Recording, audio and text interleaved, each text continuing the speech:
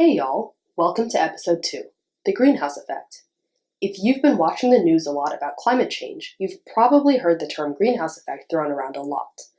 What does this fancy word mean? Usually it's portrayed as a bad guy, but did you know that the Earth would be uninhabitable without it? Let's learn about how the greenhouse effect works and the role we as humans play in it. The good news is you don't need any background knowledge in this topic to learn from this video. Let's start with the basics. Before we start talking about climate, we must first understand the atmosphere. The atmosphere is a layer of gases that surrounds the Earth. The gases, such as nitrogen, or N2, and oxygen, or O2, are pulled close to Earth by gravity and also pulled away from the Earth by the vacuum of space.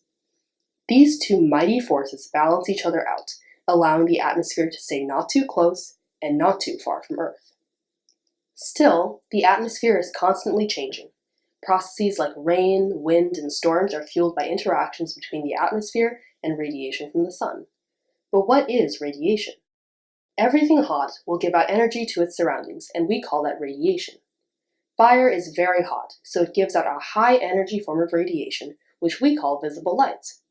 Likewise, the sun's surface is very hot, so it gives out visible light as well.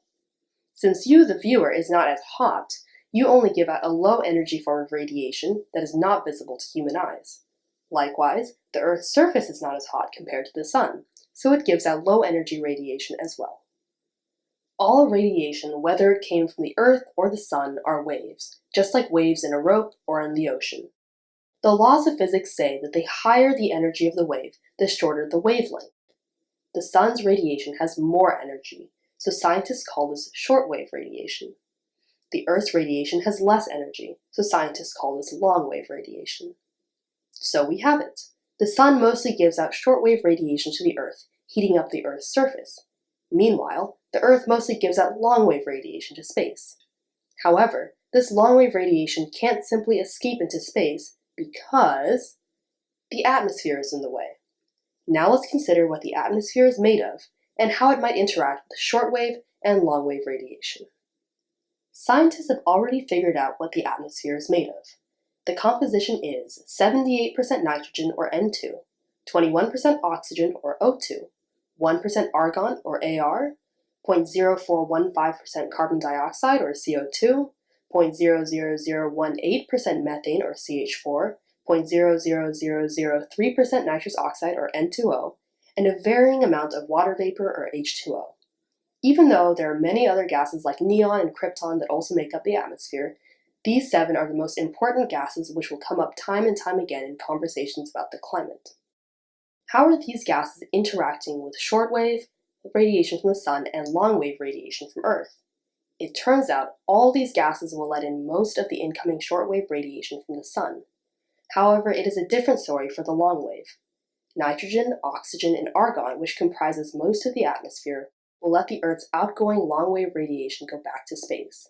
But carbon dioxide, methane, nitrous oxide, and water vapor will trap the outgoing long-wave radiation within the atmosphere. This trapped radiation helps keep the Earth warm. These 4 gases act like a greenhouse that traps the warmth of the sunlight, keeping the air inside the greenhouse nice and warm. So we call carbon dioxide, methane, nitrous oxide, and water vapor greenhouse gases. By using physics, scientists can derive that if 100% of the long-wave radiation were to escape to space, the Earth's average temperature would be a chilly -1 degrees Fahrenheit or -18 degrees Celsius. But since we have these greenhouse gases in the way, some long-wave radiation is reflected back to Earth, which keeps the surface warmer. With this extra long-wave radiation, the Earth's average temperature is 59 degrees Fahrenheit or 15 degrees Celsius. Without these greenhouse gases, Earth would just freeze over, and human society as we know it would not exist. Before we move forward, let's ask which of the 4 main greenhouse gases is the most influential to Earth's climate. To answer this question, let's compare how much of each gas is in the atmosphere. 415 parts per million of the atmosphere is carbon dioxide. 1.8 parts per million is methane. 0.3 parts per million is nitrous oxide.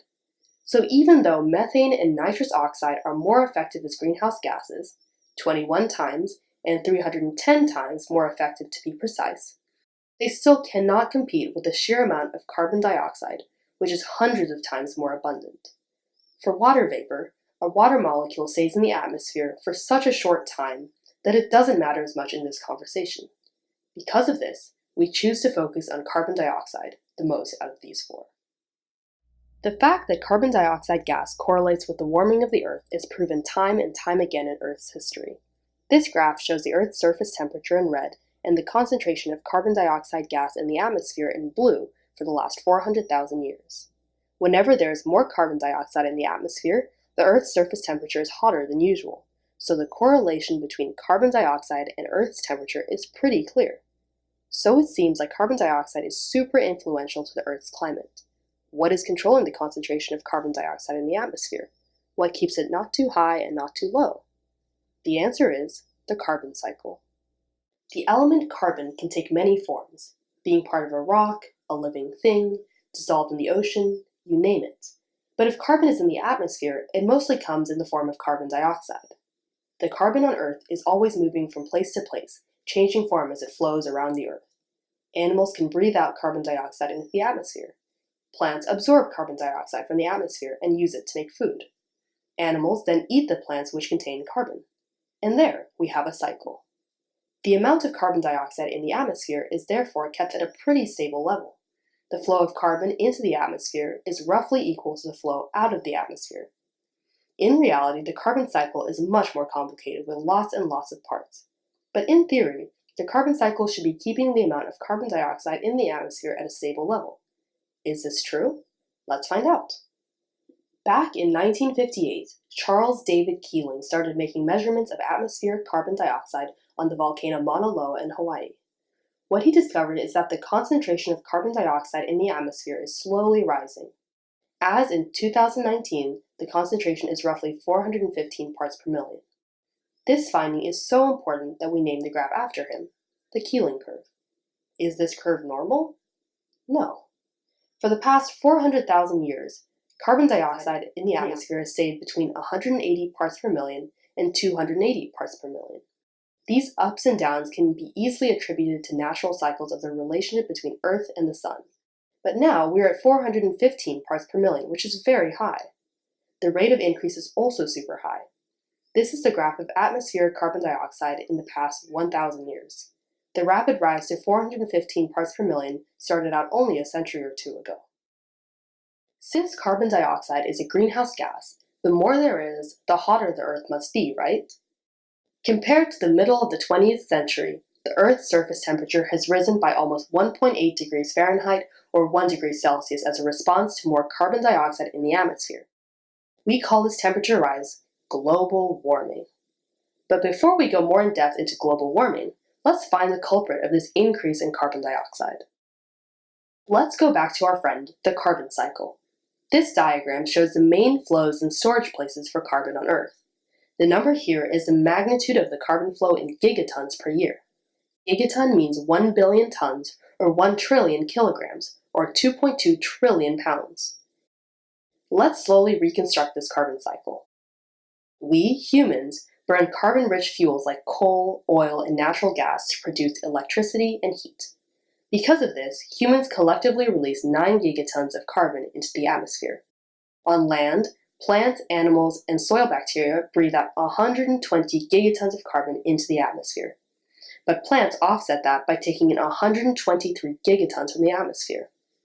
In the ocean, plankton and other living things breathe out 90 gigatons of carbon into the atmosphere, but they also offset that by taking in 92 gigatons from the atmosphere.